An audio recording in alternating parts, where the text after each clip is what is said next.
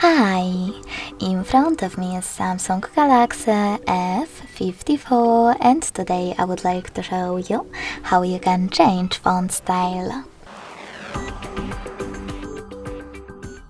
Begin by going into Devices Settings and scrolling down to access Display.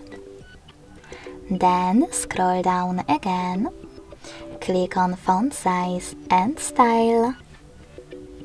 Tap on Font Style and tap on the best one for you. In my case, Gothic Bold.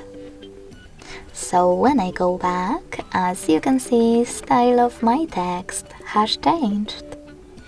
If you wish to try something else, go back to the same settings and click on Download Fonts.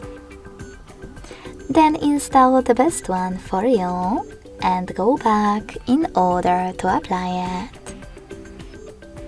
So when I click, as you can see, my font style has changed again.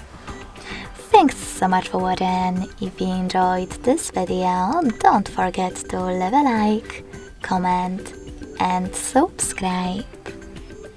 Bye!